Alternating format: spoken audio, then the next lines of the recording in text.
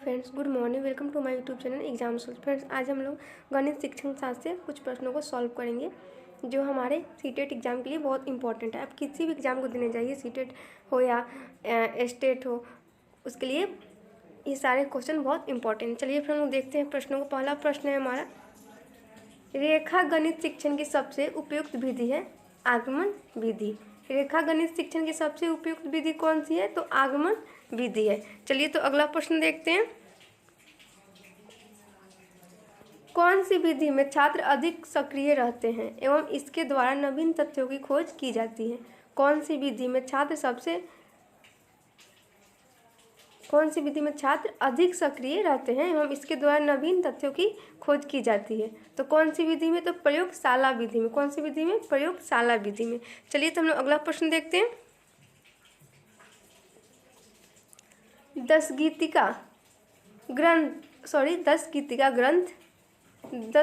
गणित ग्रंथ के लेखक हैं आर्यभट्ट। कौन है? तो आर्यभट्ट है। चलिए तो अगला प्रश्न देखते हैं। अगला प्रश्न है हम लोगों का, गणित विषय की पाठ्य पुस्तक किस विधि पर आधारित होकर लिखी जाती है? तो संश्लेषण विधि पे। किस विधि पे? संश्लेषण विधि पे। चलिए अगला प्रश्न देखते हैं। अगला प्रश्न है हम लोगों का, विद्यालयों में गणित शिक्षा का मुख्य उद्देश्य है बच्चों की सोच का गणितीयकरण करना।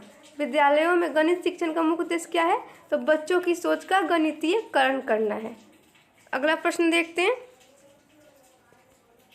रेखा गणित को किसने व्यवस्थित रूप प्रदान किया? तो किसने किया? तो ब्रह्मगुप्त ने। किसने किया? ब्रह्मगुप्त ने यह कार्य किया था। चलिए अगला प्रश्न देखते हैं हम लोग, प्राथमिक कक्षाओं में गिनती सिखाने के लिए किसका प्रयोग उपयुक्त होता है? तो किसका प्रयोग होता है? तो अबेकस का। किसका? अबेकस का होता है। देखते हैं अगला प्रश्न। अगला प्रश्न है हम लोगों का, प्राथमिक स्तर पर गणित शिक्षा का महत्व होता है व्यवहारिक। प्राथमिक स्तर पर गणित शिक्षा का क्या महत्व होता है? तो व्यवहारिक महत्व होता है। चलिए अगला प्रश्न देखते हैं। प्रश्न है, स्कूली शिक्षा में गणित का मुख्य लक्षण होता है बच्चों के विचार प्रक्रिया का गणितीयकरण करना। चलिए तो अगला प्रश्न हम लोग देखते हैं। अगला प्रश्न है हम लोगों का, करिकुलम फॉर 10 ईयर स्कूल किसके द्वारा प्रकाशित किया गया? तो ये प्रकाशित किया गया था NCERT के द्वारा। अगला प्रश्न है हम लोगों का, गणित शिक्षण का वास्तविक उद्देश्य ज्ञान प्राप्त करना नहीं वरन शक्ति प्रदान करना है, किसने कहा? तो ये डॉल्टन द्वारा कहा गया कथन है। चलिए तो हम लोग अगला प्रश्न देखते हैं। अगला प्रश्न है हम लोगों का, बहुत सारी गणित जानने के बजाय यह जानना अधिक उपयोगी है कि गणितीयकरण कैसे किया जाए, किसने कहा?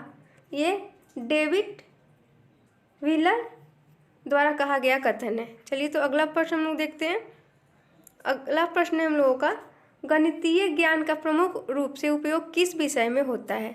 तो किस विषय में होता है? तो विज्ञान में होता है। किस विषय में होता है ये? तो विज्ञान में इसका उपयोग होता है। अगला प्रश्न है हम लोगों का, इकाई उपागम किस गणितज्ञ से संबंधित है? तो ये मोरिसन से संबंधित है। किससे संबंधित है ये? तो मोरिसन से ये संबंधित है। अगला प्रश्न है हम लोगों का, जो छात्र गणित नहीं समझ सकते वह पाठशाला में प्रवेश नहीं कर पाते हैं, किसका कथन है ये? तो ये प्लेटो का कथन है, यानी ये प्लेटो द्वारा कहा गया है। अगला प्रश्न है हम लोगों का, गणित शिक्षण विधि के किस विधि द्वारा कमजोर छात्रों को ज़्यादा लाभ मिलता है? तो संश्लेषण विधि द्वारा कमजोर छात्रों को ज़्यादा लाभ मिलता है।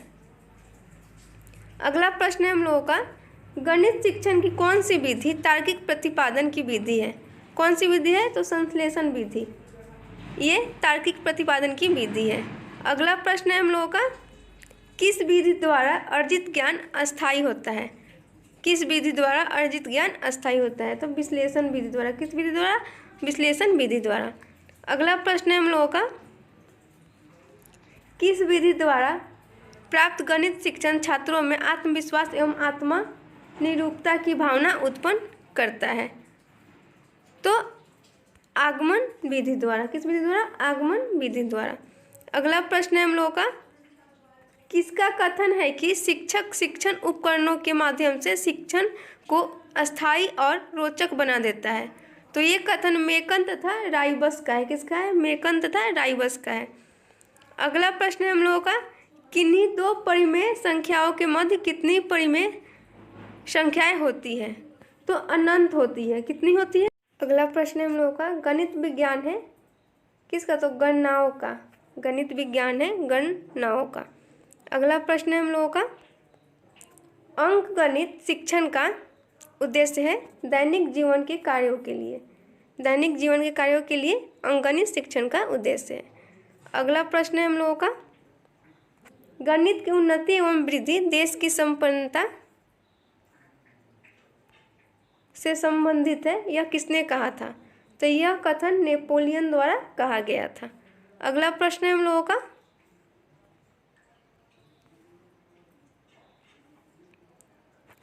उच्च कक्षाओं में गणित की कौन सी शिक्षण विधि होनी चाहिए? तो निगमन विधि होनी चाहिए। कौन सी शिक्षण विधि होनी चाहिए? तो निगमन शिक्षण विधि होनी चाहिए।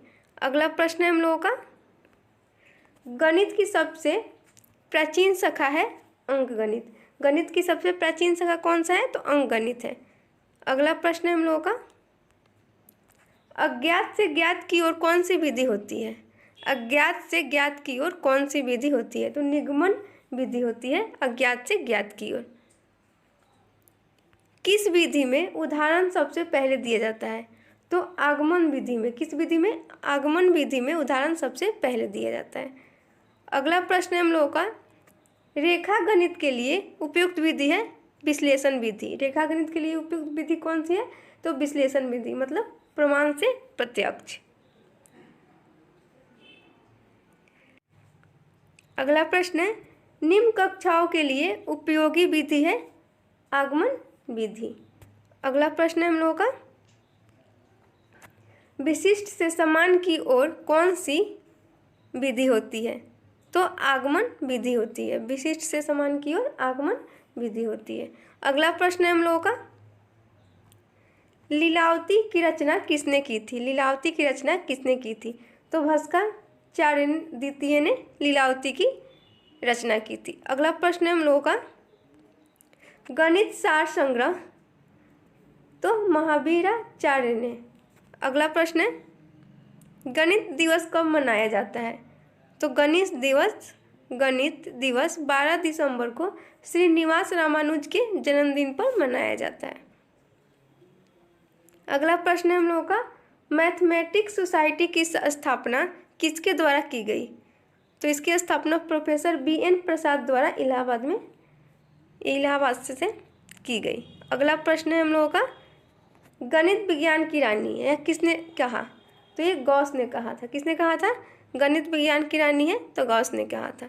अगला प्रश्न है हम लोगों का, गणित की प्राचीन शाखा मानी जाती है अंकगणित। गणित की प्राचीन शाखा क्या मानी जाती है? तो अंकगणित मानी जाती है। अगला प्रश्न है हम लोगों का,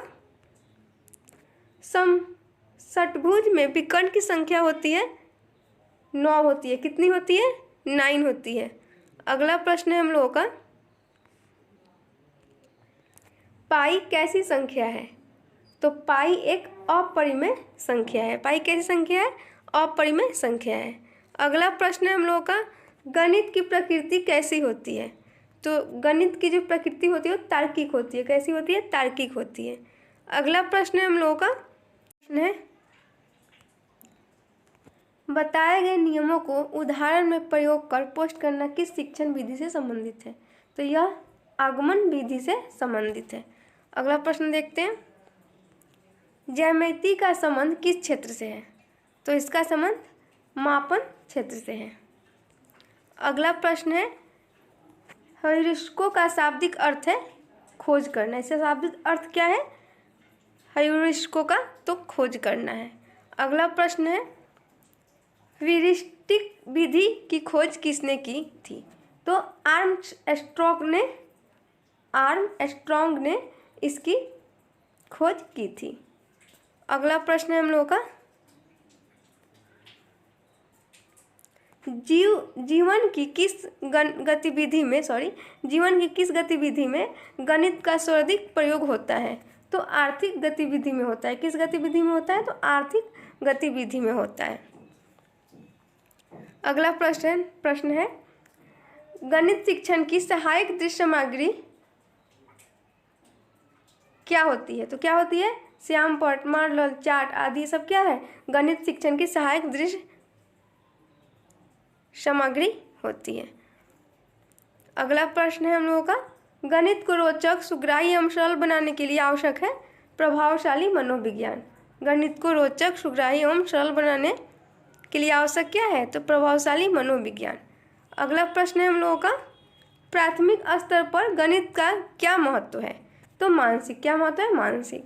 अगला प्रश्न है उपलब्धि परीक्षण नैदानिक परीक्षण में अंतर है किस चीज़ का? उद्देश्य का। दोनों में किस चीज़ का अंतर है? तो उद्देश्य का अंतर है। अगला प्रश्न है हम लोगों का मनुष्य के जीवन की गतिविधियों में गणित का सर्वाधिक उपयोग होता है, वह है सामाजिक और आर्थिक तौर पे। चलिए तो अगला प्रश्न देखते हैं। अगला प्रश्न है हम लोगों का सर्वाधिक प्रभावशाली शिक्षण सामग्री है प्रत्यक्ष अनुभव। क्या है? प्रत्यक्ष अनुभव, यानी जो आप चीज़ देख रहे हो, अनुभव कर रहे हो, तो सर्वाधिक प्रभावशाली शिक्षण सामग्री है प्रत्यक्ष अनुभव।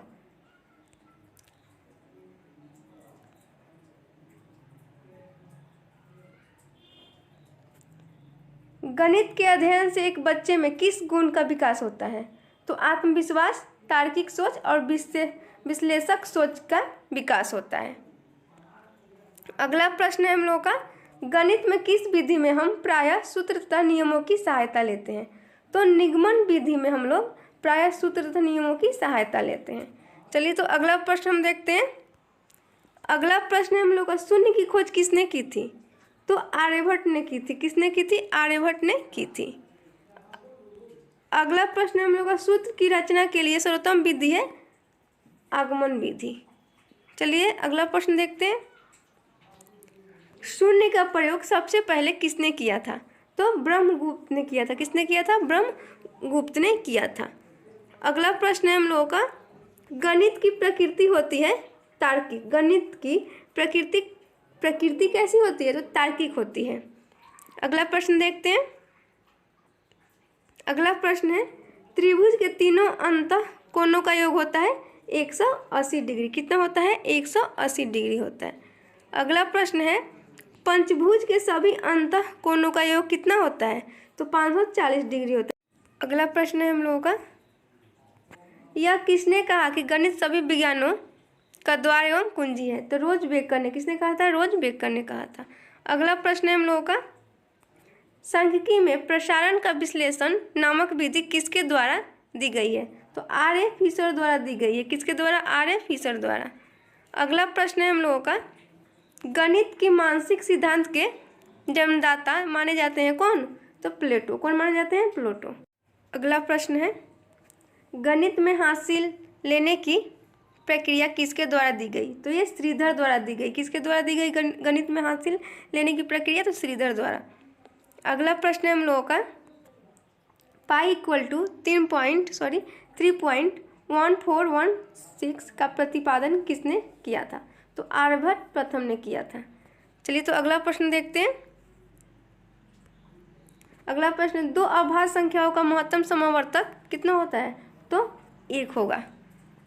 अगला प्रश्न है हम लोगों का सबसे छोटी प्राकृतिक संख्या है 1। कौन है? तो 1 यानी 1। अगला प्रश्न है हम लोगों का सबसे छोटी पूर्ण संख्या है 0। सबसे छोटी पूर्ण संख्या कौन है? तो 0 है। अगला प्रश्न है हम लोगों का गणित को विज्ञान का नौकर माना जाता है। किसने कहा है? तो बेल ने। किसने कहा है? बेल ने। अगला प्रश्न है हम लोगों का गणित ऐसी भाषा है जिसमें परमेश्वर ने संपूर्ण जगत को समाहित कर लिया है। यह कथन किसका है? तो ये कथन गैलीलियो का है। किसका है? गैलीलियो का है। यहाँ पे गलत है, गैलीलियो लिखा, कोई बात नहीं। अगला प्रश्न हम लोगों का किसके अनुसार गणित सभ्यता का दर्पण है? तो हॉगबेन के अनुसार। किसके अनुसार? हॉगबेन के अनुसार गणित सभ्यता का दर्पण है।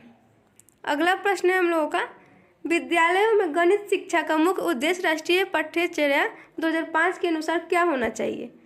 तो बच्चों में चिंतन प्रक्रिया का गणितीयकरण होना चाहिए।